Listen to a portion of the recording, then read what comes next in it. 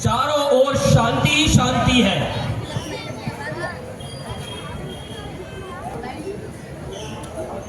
महाराज की जय हो। महाराज द्वार पर शांत पुत्र श्रवण कुमार पधारे हैं, कहो तो सभा में ले आऊं। हाँ हाँ, जाइए और उन्हें शीघ्र लेके आइए और उन्हें आदत के साथ लेकर लाइए। जो आ गया महाराज।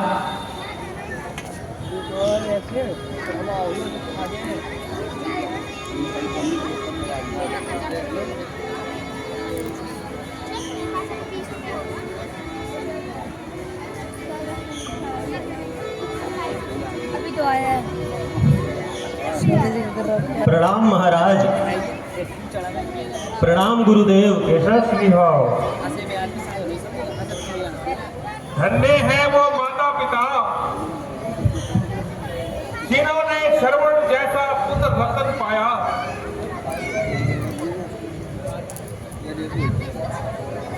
वास्तव में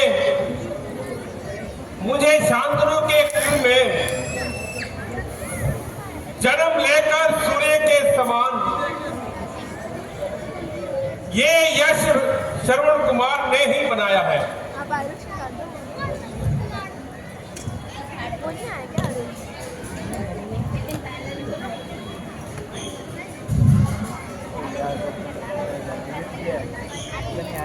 प्रथम प्रणाम करता हूँ पिता और माता को, मेरा दूजा प्रणाम है इस जगत के दाता को। तीसरा प्रणाम करता हूँ गुरु वशिष्ठ से ज्ञाता को, और मेरा चौथा प्रणाम है इस राज्य के संचालक को।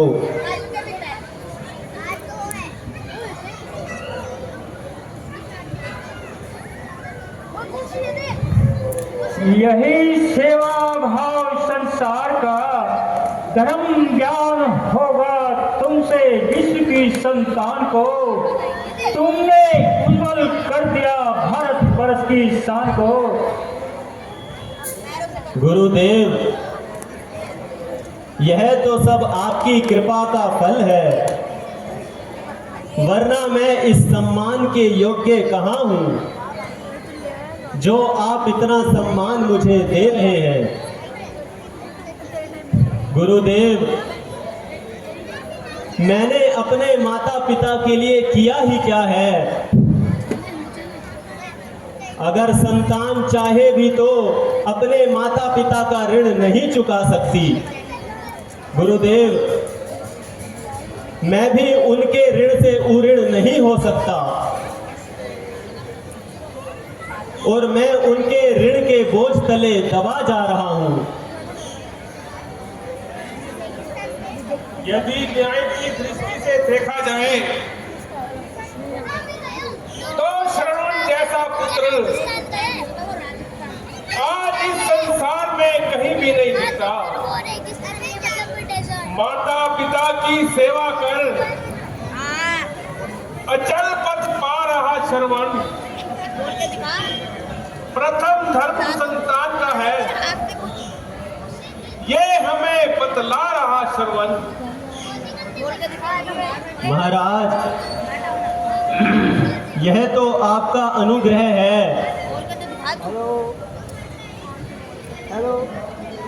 यदि आप मुझे इतना बेहतर जाने, अन्यथा मैं इस योग्य कहाँ, जैसा कि आप मुझे मानते हैं। मैं भला क्या चीज हूँ, माता पिता का दास हूँ। नैन खुल जाए उनके इस धुन में 12 मास हूँ। पुत्र, क्या तुम उनके अंधे होने का कारण जानते हो? गुरुदेव, जानता तो नहीं, परंतु जानने का इच्छुक अवश्य हूँ। पुत्र, वास्तव में उनके अंधे होने का कारण तुम ही हो। नहीं गुरुदेव, नहीं। ये आप क्या कह रहे हैं गुरुदेव? यह नहीं हो सकता गुरुदेव। क्या खाना है? मगर ये कैसे गुरुदेव?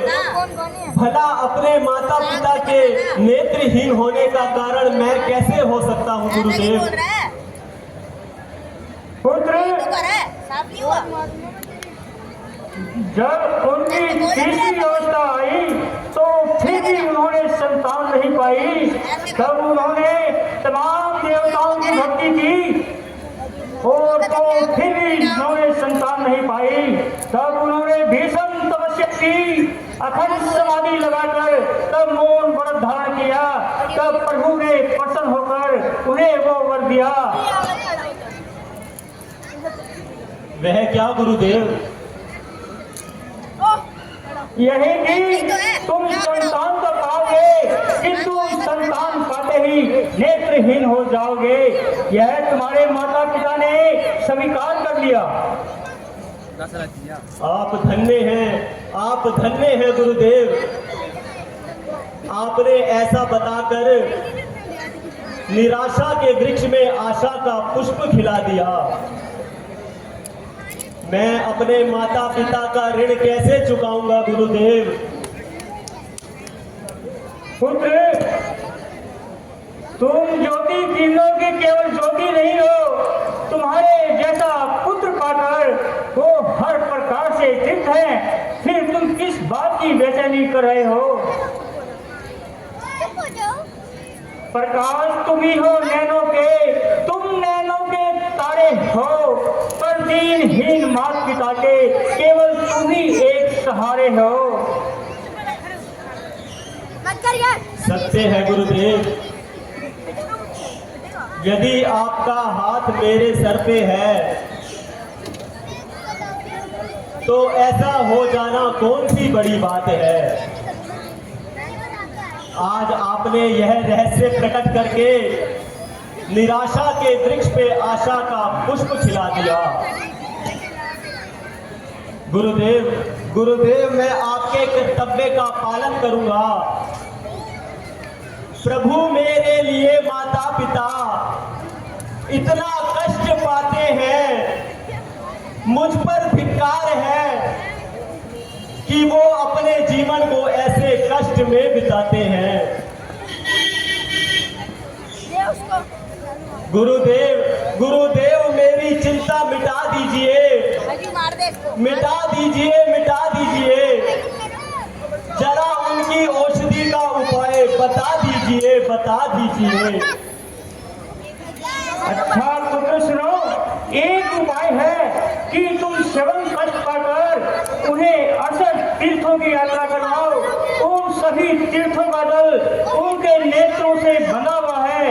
ऐसा करने से उनके नेत्रों की ज्योति अवश्य ही लौट आएगी। पीछे हो जाना। गुरुदेव, मैं इस भरी सभा में प्रण करता हूँ कि मैं अपने माता पिता को 68 तीर्थों की यात्रा अवश्य कराऊंगा और उनकी नेत्रों की ज्योति के लिए अपने प्राणों की बाजी लगा दूंगा। परंतु पुत्र, ये तो बहुत कठिन कार्य है।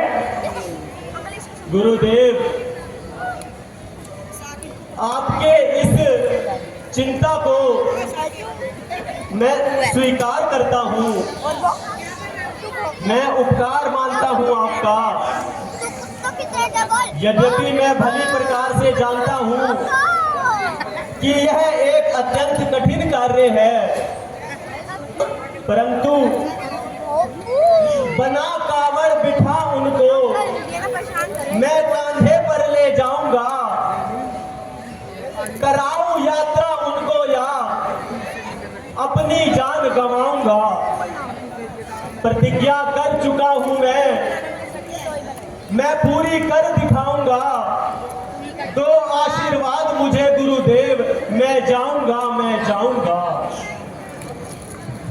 अच्छा पुत्र, ईश्वर तुम्हारा कल्याण करे। अच्छा गुरुदेव, प्रणाम गुरुदेव। प्रणाम राजन। बार बार दूंगा। फालतू में मारो, फालतू में ही मारो। तुझको कुछ जानते ही नहीं।